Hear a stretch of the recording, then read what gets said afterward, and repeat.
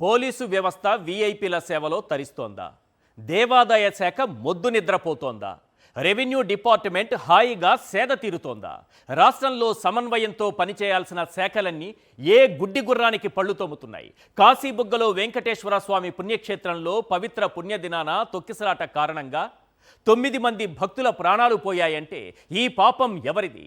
అయిన వారిని కోల్పోయిన ఆ కుటుంబాలకు ఎవరు సమాధానం చెబుతారు? అది ప్రైవేటు దేవాలయం అన్నట్టుగా మన ప్రభుత్వ పెద్దలు మాట్లాడుతున్నారంటే అంతకంటే మహాపాపం మరొకటి ఉంటుందా? అయ్యా నువ్వు ఎక్కడికి వెళుతున్నావు అంటే ఆలయానికి వెళుతున్నానని అంటారే కానీ ప్రైవేటు ఆలయానికి వెళుతున్నానని ఎవరైనా చెబుతారా?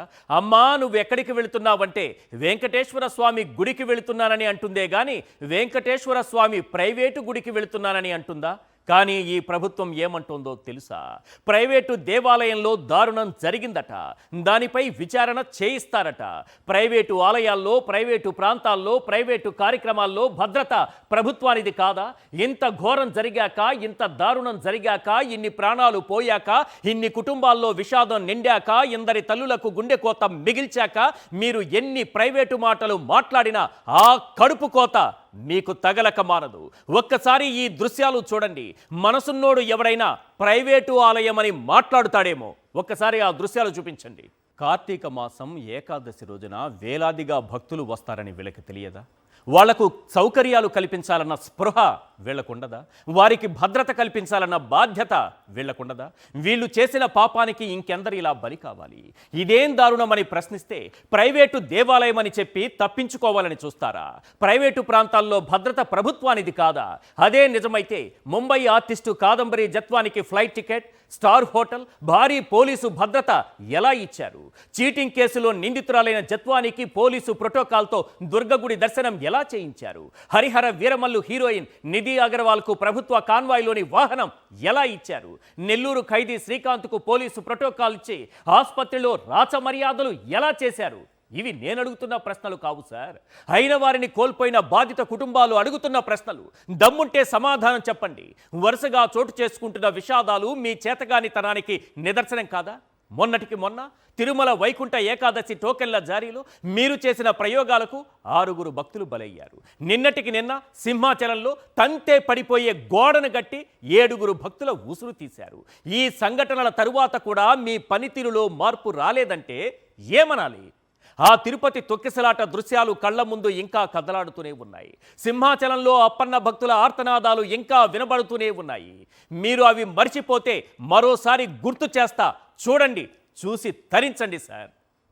తిరుపతి వైకుంఠ ఏకాదశి టోకెన్ల జారీలో అధికారుల నిర్లక్ష్యం, ప్రయోగాలు, ఏ ప్రయోగాలు భక్తులపైన చేయటం, భద్రతా సిబ్బందిని మొత్తం పోలీసులు మొత్తాన్ని సీఎం గారి భద్రత కోసం తరలించడం, దాని ఫలితం 6 ప్రాణాలు పోయాయి. సింహాద్రి అప్పన్న ఆలయంలో జరిగింది కూడా ఒకసారి చూపించండి సార్. గుర్తు చేద్దాం, చూసి తరిస్తారు. ఆ రోజు ఏం మాట్లాడారు, ఇప్పుడు ఏం చేశారు, అసలు ఆ ముగ్గురు ఎక్కడున్నారు, అది కూడా మనం చర్చించాల్సిన పాయింటే. ఇది సింహాద్రి అప్పన్న చందనోత్సవానికి వచ్చినటువంటి భక్తులు ప్రాణాలు కోల్పోయిన దుర్ఘటనకు సంబంధించినటువంటి దృశ్యాలు. తంతే పడిపోయే గోడ, మీరు అలా కాలితో ఒక తన్నుదంతే పడిపోతుంది. దాన్ని భక్తులకు భద్రత కోసం కట్టినటువంటి గోడ ఎలా పిండి పిండిగా రాలిపోతుందో చూడండి. ఇంకా ఈ దృశ్యాలు మనం కళ్ళ ముందు కదలాడుతూనే ఉన్నాయి కదా. అప్పుడే మర్చిపోతే ఎట్లా? అప్పుడే మర్చిపోతే ఎలా సార్? తిరుపతి తొక్కిసలాటలో భక్తులు మృతి చెందిన తరువాత, సింహాచలంలో హడావుడిగా నిర్మించిన గోడ కూలి భక్తులు చనిపోయిన తరువాత మన ముఖ్యమంత్రి గారు ఏమన్నారు? ఇలాంటి దుర్ఘటనలు ఇంక ఏ పుణ్యక్షేత్రంలోనూ జరగకుండా జాగ్రత్తలు తీసుకుంటామని అన్నారా లేదా? పవిత్ర పుణ్యదినాల్లో మరింత అప్రమత్తంగా ఉంటామని చెప్పారా లేదా? ప్రపంచంలో ఎక్కడా లేని టెక్నాలజీ తన దగ్గర ఉందని, మీ ఇంటి ముందు వీధి లైటు ఆగిపోయినా తనకు తెలిసిపోతుందని గొప్పలు డబ్బాలు కొట్టుకున్నారా లేదా? మరి కార్తీక ఏకాదశి నాడు ఒక ఆలయానికి ఏకంగా 25,000 మంది భక్తులు వస్తున్నారని చంద్రబాబుకు, ఆయన ప్రభుత్వానికి తెలియదా? ఈ అధికార యంత్రాంగానికి తెలియదా? ఘోరం జరిగిన తరువాత ఆ టెంపుల్ దేవాదాయ శాఖ పరిధిలో లేదు, అది ప్రైవేటు టెంపుల్ అని స్టేట్మెంట్లు ఇస్తే సరిపోతుందా? ఒకసారి ఆ దృశ్యాలను చూపించండి. ఆ ఆలయం వద్ద దృశ్యాలు ఈరోజు జరిగినటువంటి ప్రమాదానికి సంబంధించి ఎంత చెల్లాచెదురుగా పడి ఉన్నాయో అవన్నీ చూడండి ఒకసారి. ఈ రాష్ట్ర ప్రజలు చూడండి.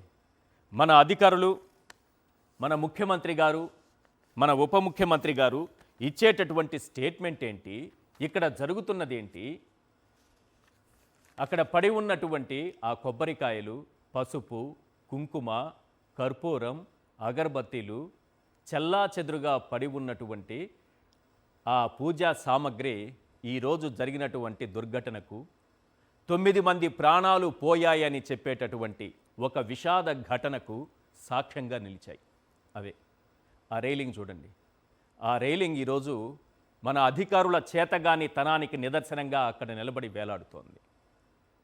మన ప్రభుత్వ యంత్రాంగం చేతగాని తనానికి పూజా సామగ్రి ఎక్కడికక్కడ చెల్లాచెదురుగా పడి ఉంది. ఎవరు సమాధానం చెబుతారు? ఎన్ని ఘటనలు చూడాలి ఇలాంటివి? ఇవి యాదృచ్ఛికంగా జరుగుతున్నవి కావు. ఇవి యాదృచ్ఛికంగా జరుగుతున్నవి కావు. వీటిని దైవ హెచ్చరికలుగా మనం భావించాలా? ఎందుకు ఈ పాయింట్ తీసుకొస్తున్నానంటే, ఈరోజు వరుసపెట్టి అన్ని వెంకటేశ్వర స్వామి ఆలయాల వద్దే ఇలాంటి ప్రమాదాలు జరుగుతున్నాయి. శ్రీ మహావిష్ణువు అవతారం ఎత్తినటువంటి ఆలయాల వద్దే ఈ దారుణాలు జరుగుతున్నాయి, ఈ విషాద ఘటనలు జరుగుతున్నాయి. ఎవరి పాపం ఎవరికి శాపంలా మారుతోంది?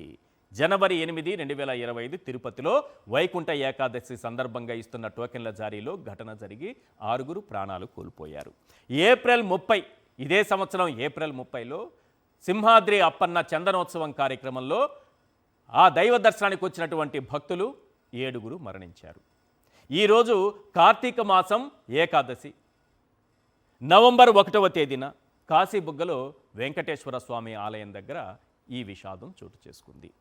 నాకు అర్థం కాక అడుగుతున్నాను, 25,000 మంది భక్తులు వస్తే తమకు సమాచారం లేదని ప్రభుత్వం, అధికార యంత్రాంగం తప్పించుకునే ప్రయత్నం చేయటం కరెక్టేనా? చంద్రబాబు చెప్పినటువంటి టెక్నాలజీ మొత్తం కూడా ఒక బూటకమేనా? చంద్రబాబు గారు టెక్నాలజీ గురించి మాట్లాడతారు కదా, మీ ఇంటి ముందు లైట్ వెలిగిందా లేదా నాకు ఇంట్లో కూర్చుంటే తెలుస్తుందన్నారు కదా. 25,000 మంది భక్తులు సార్, ఒక్క పోలీసు లేరు అక్కడ. ఏమైపోయింది రెవెన్యూ డిపార్ట్మెంట్? ఏమైపోయింది ఎండోమెంట్ డిపార్ట్మెంట్? ఏమైపోయింది పోలీస్ డిపార్ట్మెంట్? ఎక్కడికి వెళ్ళారు వీళ్ళంతా? ఇప్పుడు అధికార యంత్రాంగం ఇది ప్రైవేటు కార్యక్రమం అంటే పట్టించుకోరా? అసలు చంద్రబాబు నాయుడు గారి ఈ టెక్నాలజీ, ఈ ఇంటెలిజెన్స్ వ్యవస్థ ఏం చేస్తోంది? దేవాలయాలపై మానిటరింగ్ చేసే దేవాదాయ శాఖ అధికారులు ఏం చేస్తున్నారు? కార్తీక మాసం పవిత్ర రోజుల్లో దేవాలయాలకు భక్తులు వేలాదిగా తరలివస్తారని వీళ్ళకి తెలియదా?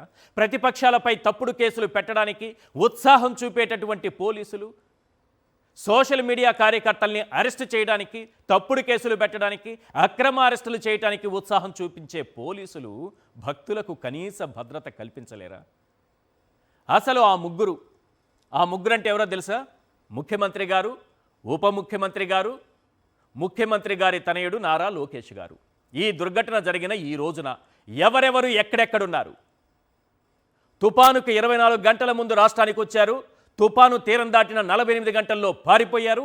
ఈ ఘటన జరిగిన తరువాత ఎవరెవరు ఎక్కడున్నారు? ఈ పాపంలో ఎవరి భాగం ఎంత? అసలు ఇంతమంది ప్రాణాలు కోల్పోవడానికి ఎవరి పాపం ఎవరికి శాపంగా మారింది?